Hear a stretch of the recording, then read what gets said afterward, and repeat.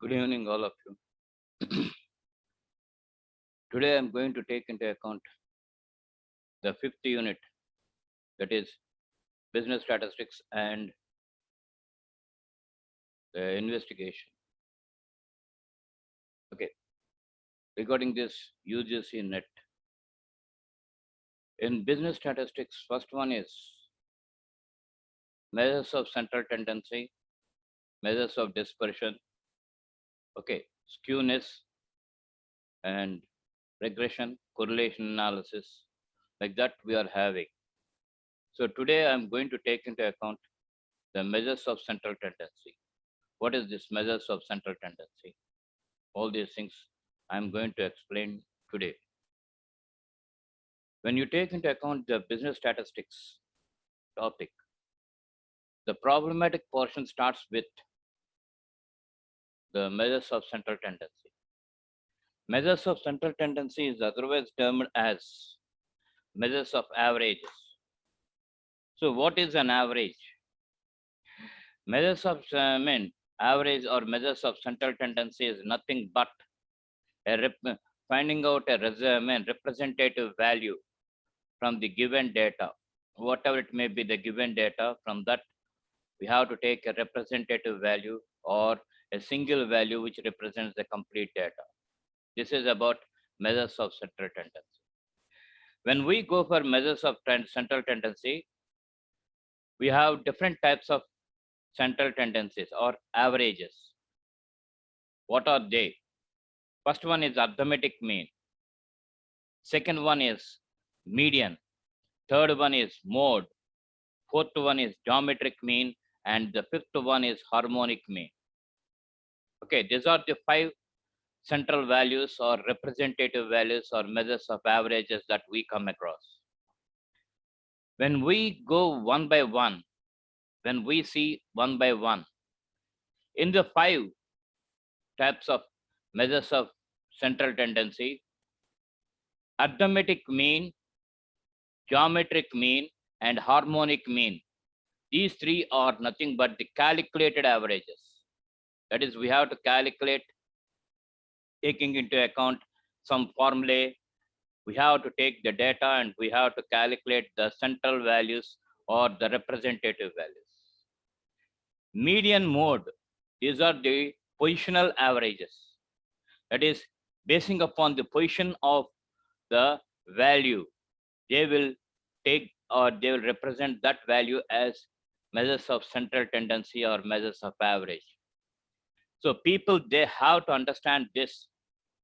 Okay, we will come across mathematical or calculated averages and positional averages. Calculated or averages are 3 in number and positional averages are 2 in number, that is median and mode. Now one by one I will try to explain each and every one. In statistics, after classification and tabulation, we will come across some series. And these series are divided into three types: individual series, discrete series, and continuous series. These are the three types of series that we come across after classification and tabulation of data. Now that individual series, discrete series, and continuous series, they will continue in all the cases. Okay, there is no exception at all. In all the cases, in all the mathematical or calculated averages, in positional averages, you will come across individual series, discrete series, and continuous series. Okay, there is no compromisation in that.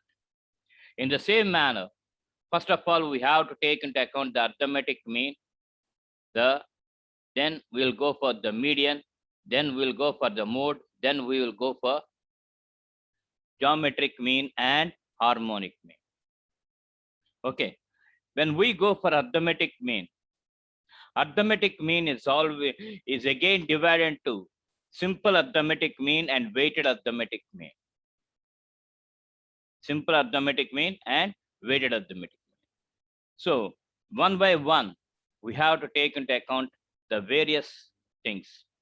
I told you that arithmetic mean is the average, simple average, or the average which represents the complete data through a single value or representative value. We'll call that thing as representative value, mind it. Okay, so simple data we'll take into account and we'll calculate and we'll show the complete data through that representative value. Okay, sir, why you are telling this representative value again and again? I'm telling this representative value because any value in the given information or given data, okay, directly or indirectly, it will have its influence in that average. Okay, the average value directly or indirectly, they will have its influence on all the items. When we go for our elementary studies or high school studies, there we will come across this average. Okay, average is equal to there they will tell that average is equal to sum of items by number of items. In Telugu, రాసుల మొత్తము by రాసుల సంఖ్య అని చెప్పి that is nothing but సరాసరి లేదా సగటు అని చెప్తారు in our elementary studies or high school studies. The same thing will come across in statistical series or statistical methods or statistical subject, in a different style, in a different way, but the procedure is one and the same. Don't be of that opinion that the procedure will be different, please. The procedure is one and the same. Now, one by one, we will look after. Calculation of simple arithmetic mean, individual series or individual observations. The formula to calculate arithmetic mean is, some total or sum of items by number of items. Same. Here, arithmetic mean is represented by bar x or x bar. So the formula is bar x is equal to sigma x and x sigma x by n, not xn, sigma x by n. That is summation of the values given x values divided by number of values. This is about the individual observation formula. Okay. Here, bar x is equal to arithmetic mean. Sigma x is equal to sum of all the values of the variable x. That is x1, x2, x3, etc., xn. N is equal to number of observations. This is the formula to calculate the arithmetic mean in simple way, that is in individual series. Now coming to discrete series. Here, before going to discrete series, I want to tell you that in individual series, we will have two methods, direct method and indirect method. Direct method is, just now I told you about that. Bar x is equal to sigma x by n. That is direct method. And what is indirect method, sir? Indirect method, when we are going for indirect method, we have to take into account assumed mean. One value as assumed mean. And this assumed mean, you can take any number. But generally what the people they'll do is, they'll take into account one value from the given data as assumed mean. And they will calculate the deviations. They'll calculate the deviations. That is from x minus a, assumed mean. Okay, you will come across deviations. And that deviations, whatever you come across, they will add them. They will add them. You will come across sigma d. And then we have to apply the formula. Bar x is equal to a plus sigma d by n, where a is equal to assumed mean, bar x is equal to arithmetic mean, Okay, sigma d is equal to sum of deviations taken from assumed mean, and n is equal to number of items. So why we have to go for this indirect method? What for?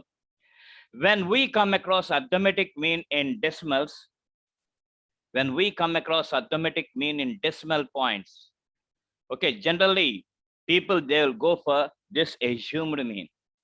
And one thing people they have to keep in their mind is whatever it may be the method, whether you go for direct method or indirect method, you'll come across the same answer. There won't be any change. You'll come across the same answer. This is about the individual series, direct method and indirect method. Now coming to discrete series. Here, what is the difference between individual series and discrete series? In individual series, we'll come across the raw data. But when we go for discrete series, along with the data, you will come across frequency. Frequency is nothing but number of occurrences of that value. Number of occurrences of that value is nothing but the frequency. In discrete series, you will come across the data as well as the number of occurrences of that data. And here also you'll come across two methods, direct method and indirect method. What is direct method? Direct method is bar x is equal to sigma fx by n or f, sigma f, where bar x is equal to arithmetic mean. Okay, sigma fx is equal to sum of product of variables with their corresponding frequencies. Okay, with their corresponding frequencies. That is f into x, frequency into the values given. Okay, we have to take and we have to add them, sigma fx. Whereas sigma f or n is equal to number of the frequency, or sum of the frequencies. Some people they'll call that thing as sigma f, and some people they'll call that thing as n. But whatever it may be, it is nothing but sum of frequencies. This is how you will come across the direct method, okay, in discrete series. Now, what is indirect methods? Indirect method means, again, you will take into account the assumed mean. Again, you will go for assumed mean. And you can take any number as the assumed mean, not only the data given. Okay, not from the data given, you can take any number. But generally, people, what they will do is, they'll take one variable or one value of the variable as assumed mean, and they'll take deviations from that. And after taking deviations, they will multiply the deviations with frequency and add that. You will come across sigma fd, sigma fd. Sigma means sum. Okay, so the indirect method, the formula for indirect method is bar x is equal to a plus sigma fd by sigma f. Okay, where bar x is equal to arithmetic mean, a is equal to assumed mean, sigma fd is equal to sum of product of deviations with their corresponding frequencies. Sigma f is equal to sum of frequencies. This is the indirect formula, indirect method formula when we want to know about this arithmetic mean. One thing I want to tell you here is, when you go for the data, some people they'll divide the data into two parts. Okay, ungrouped data and grouped data. Individual series and discrete series, they will come under ungrouped data. You won't come across any groups. So they will come under ungrouped data. Grouped data means you will come across classes. You will come across classes, please. In classes, you will come across lower limit, upper limit. Lower limit and upper limit. And the difference between these upper limit and lower limit, we'll call that thing as class interval. We'll call that thing as class interval, and we'll represent that with I, the symbol I. And in this group data, you will come across again two ways. What are they? Inclusive method and exclusive method. Inclusive method and exclusive method. So in any method you will come across. In any method you will come across and you are supposed to calculate the arithmetic mean. So what is the difference between exclusive method and inclusive method? Inclusive method means it was included. It was included. Whatever it may be, the value that you will take, it will be in that class. Exclusive method means it won't be in that class, it will be in the next class. The best example for this inclusive method is 0 to 9. And after 0 to 9, you will come across the second class as 10 to 19. This is nothing but inclusive method. Inclusive method. Whatever it may be, from 0 to 9. Suppose if you come across 9 value, it will appear in the first class when you are going for tabulation and when you are preparing this frequency distribution table. And exclusive class. Okay, the example is 0 to 10. Next 10 to 20. Suppose if you come across a value of 10, it should be shown not in the first class, it must be shown in the second class. So that is nothing but exclusive method. And this inclusive method and exclusive method you will come across when you are forming a frequency distribution table. That's why I mentioned that after classification and tabulation of data. Okay, that's why I mentioned in the beginning. After classification and tabulation of data only, we will come across this measures of central tendency, and this is nothing but the problematic portion. Okay, now after discrete series, we are going for continuous series. And in continuous series, I told you that you will come across the classes and the class intervals.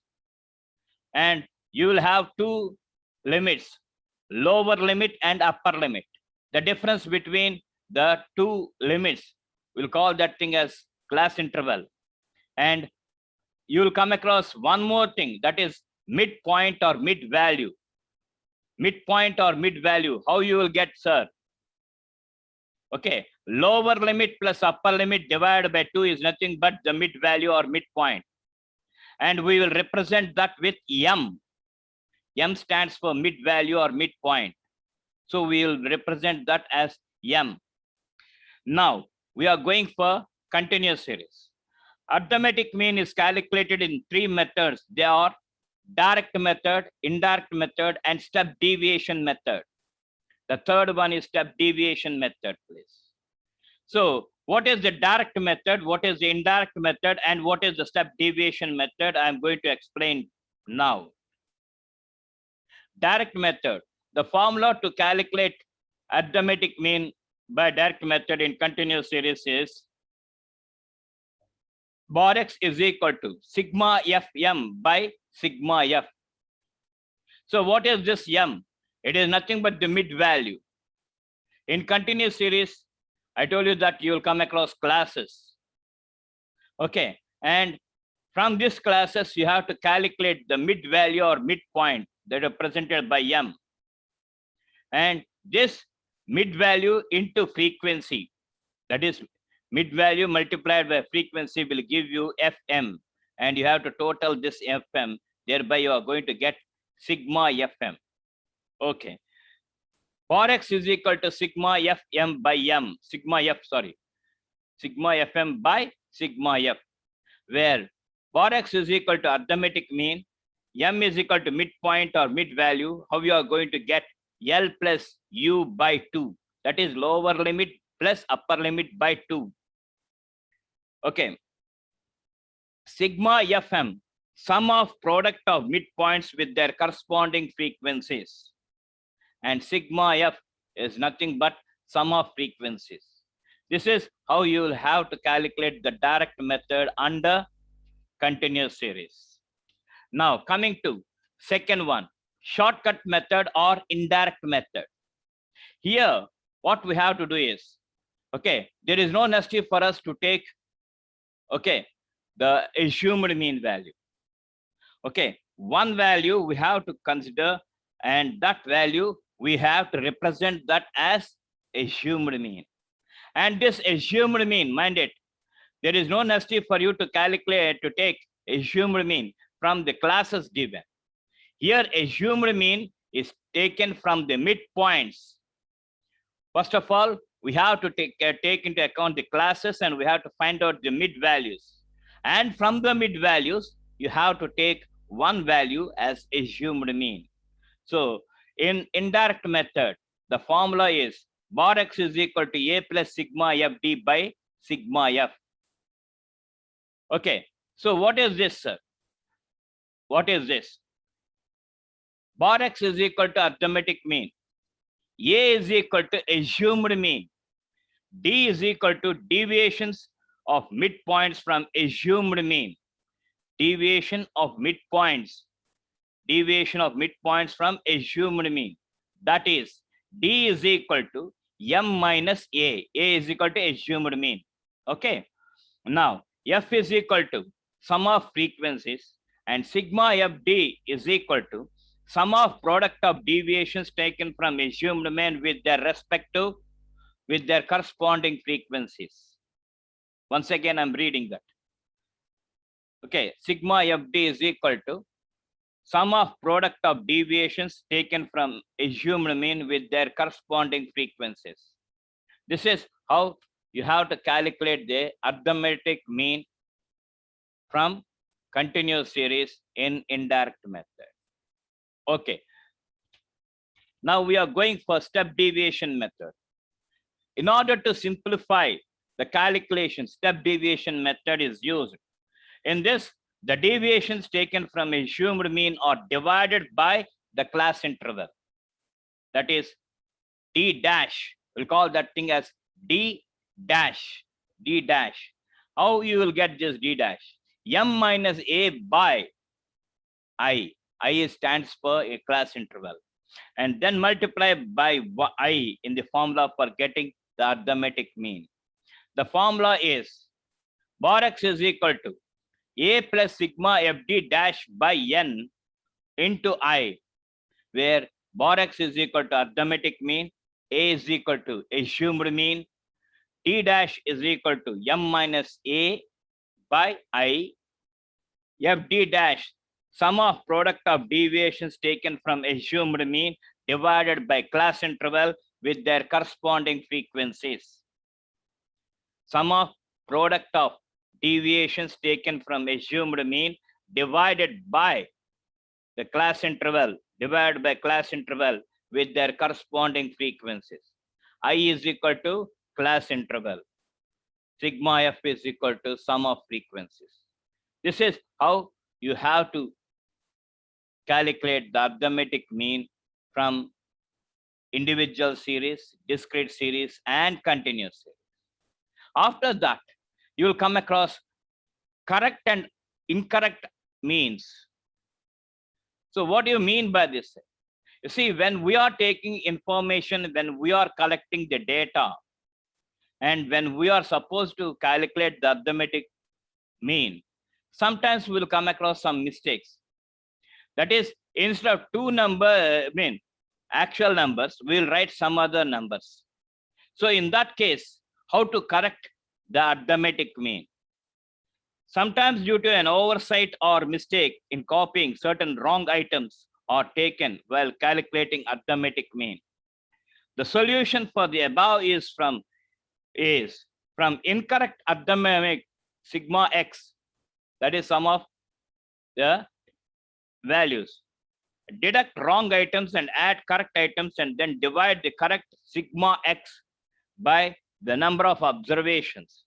The result so obtained will give you the correct value of arithmetic mean. So here you have to take into account sigma x. Okay, whatever it may be, the sigma x value, we have to take that.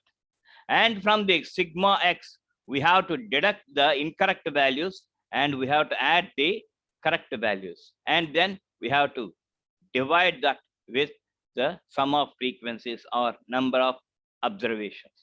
So this is how you will come across correcting incorrect values.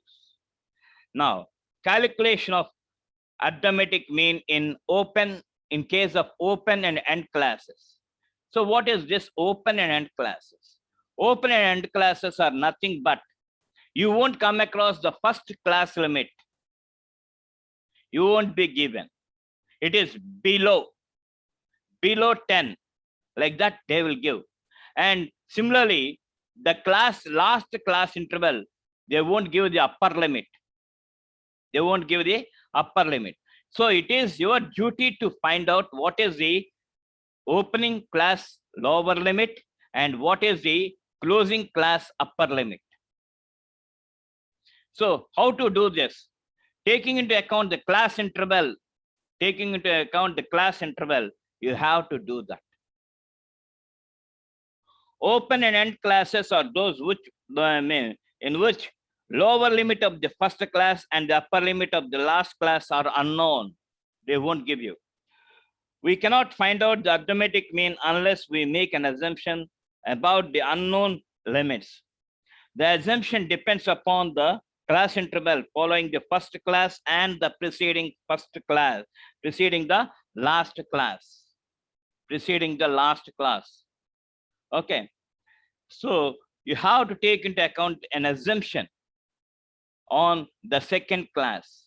For example, below 10 to 20, like that if you are given. So you have to take into account the second class and you have to find out the class interval.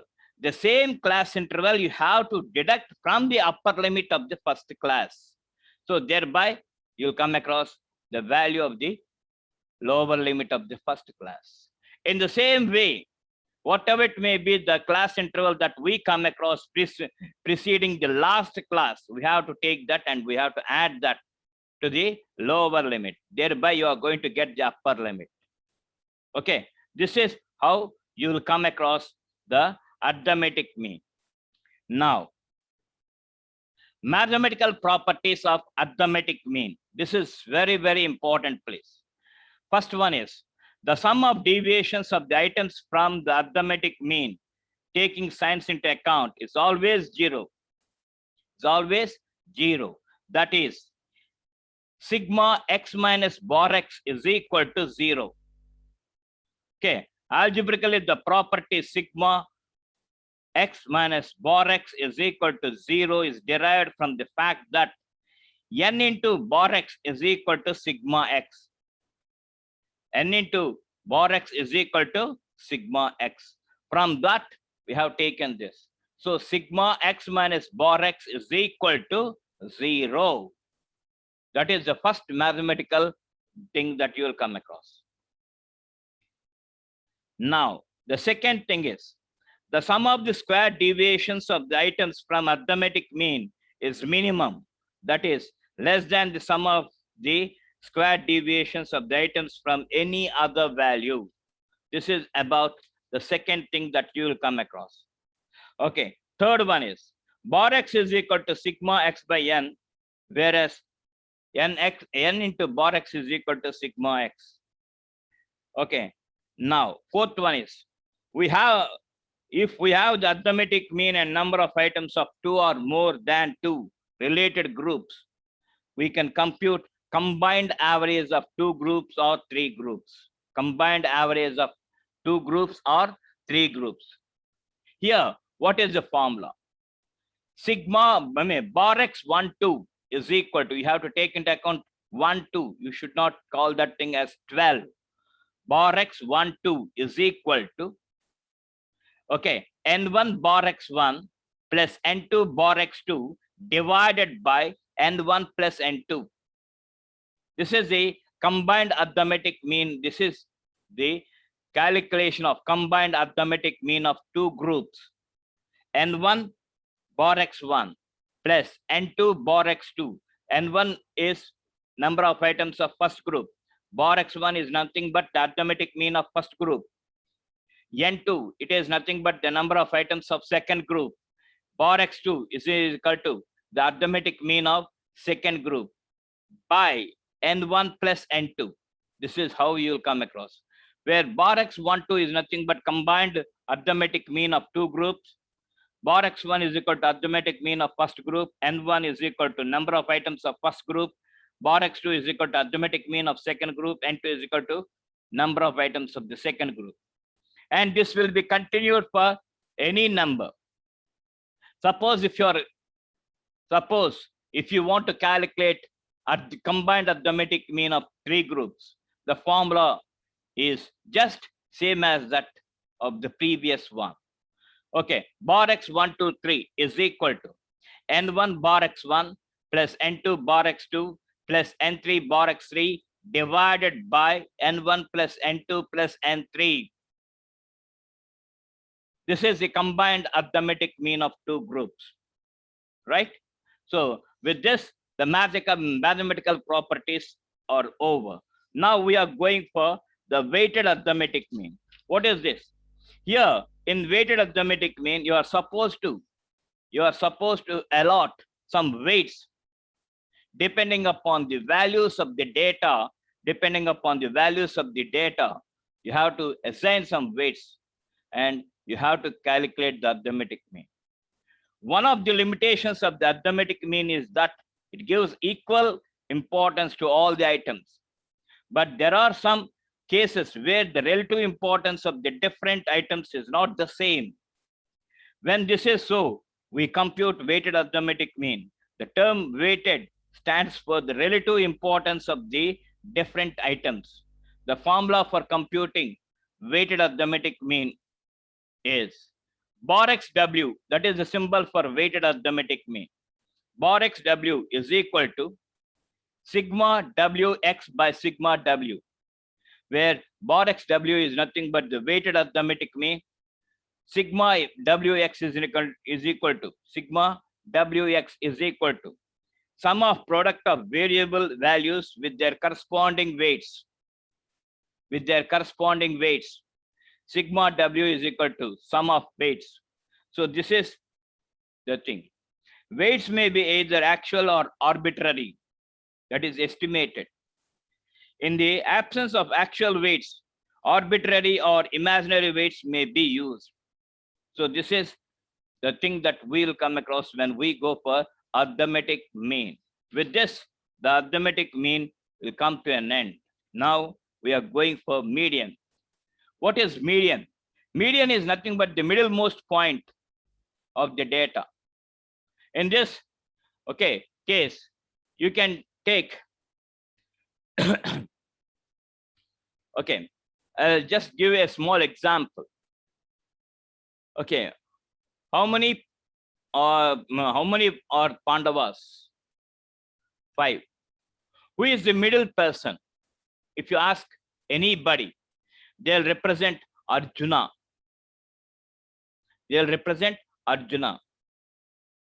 Because when you take into account 5, we have to divide the given variables into two equal parts. When you divide the given data into two equal parts, the part which was left over is the median value or middle value or midmost point. You can call in any way, median value, middle value, or midmost point. So when we take into account the Pandavas, and if you ask who is the middle person, so the middle person is Arjuna. In the same way, when you take Kunti Putras, and if you ask who is the middle person, there Bhima is the middle person. Because whatever it may be the data that we are given, we have to divide that into two equal parts. And the middle part, the middle point, whatever we come across, through that point only, we will represent the median value. So median value is always a positional average, but not a calculated average.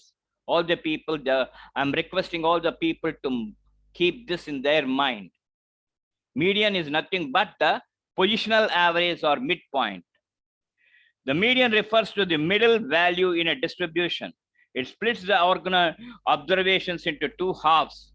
as distinct from arithmetic mean, which is calculated from the value of every item in the series. The median is what is called a positional average. The term position refers to the place of a value in a series. The place of the median in a series is such that an equal number of items lie on either side of it.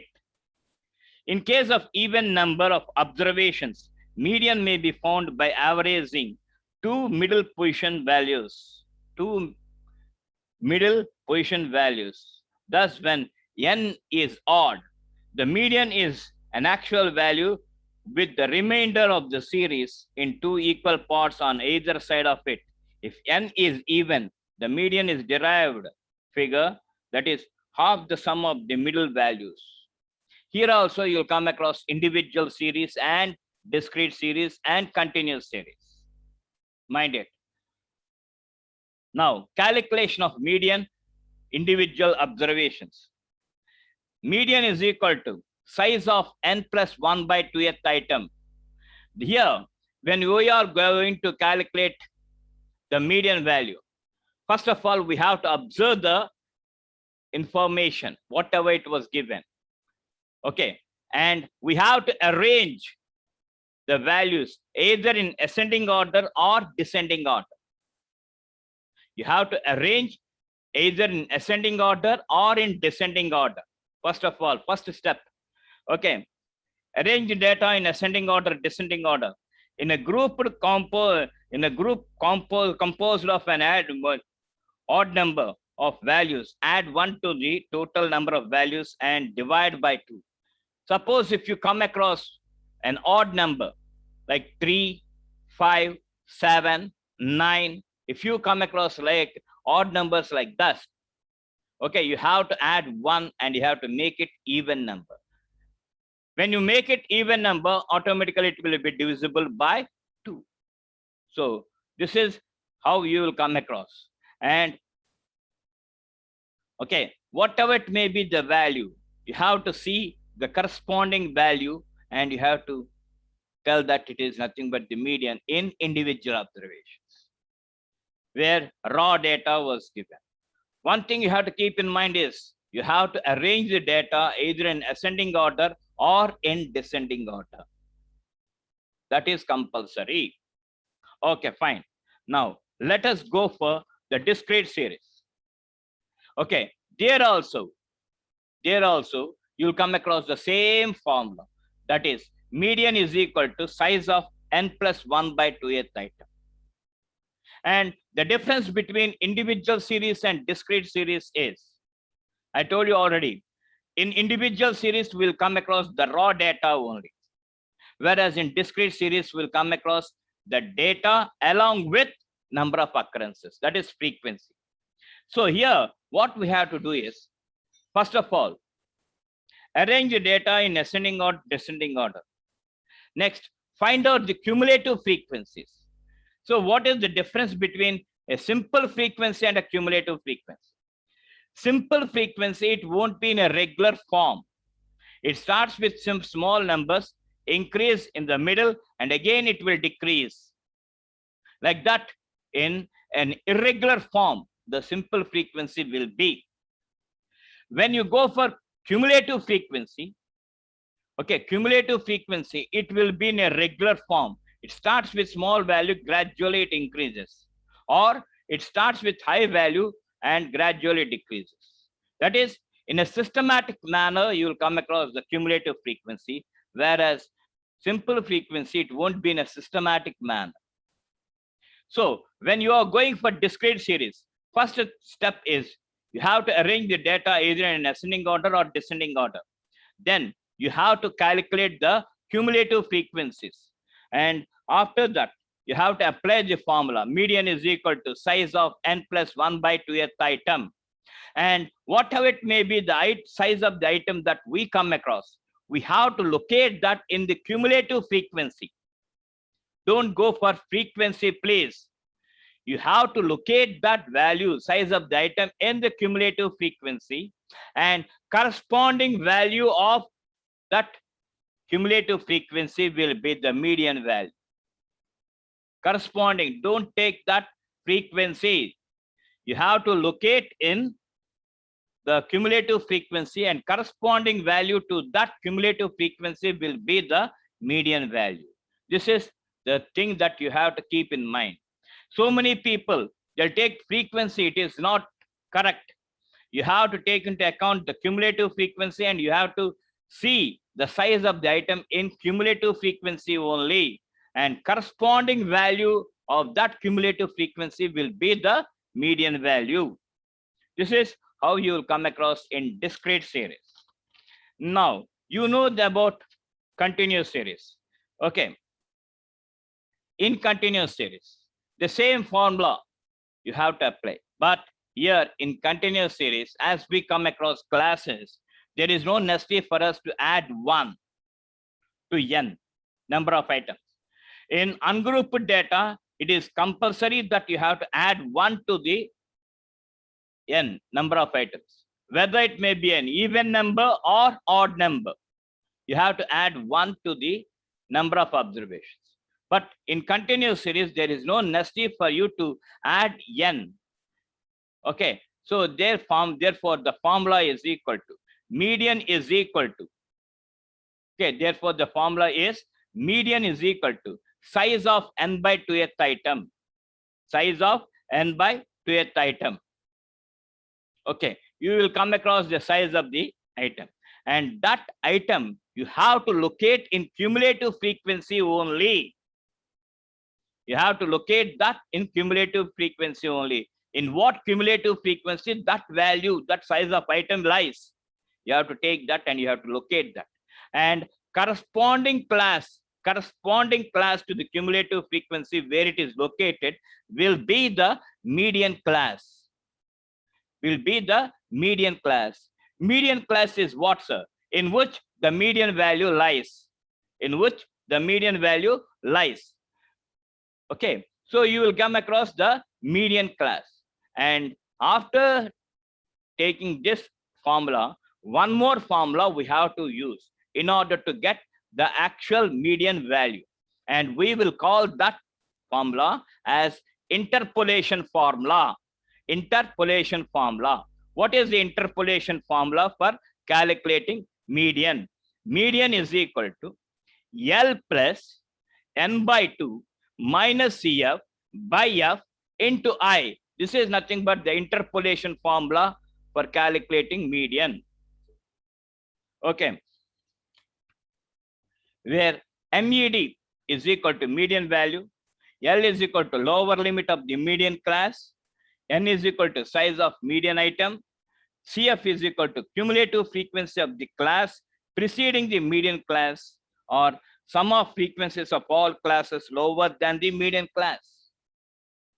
Okay, cumulative CF means cumulative frequency of the class preceding the median class. Before, preceding means before. F, simple frequency of the median class. I is equal to class interval. This is how you have to calculate the median value in continuous series. Okay. Okay.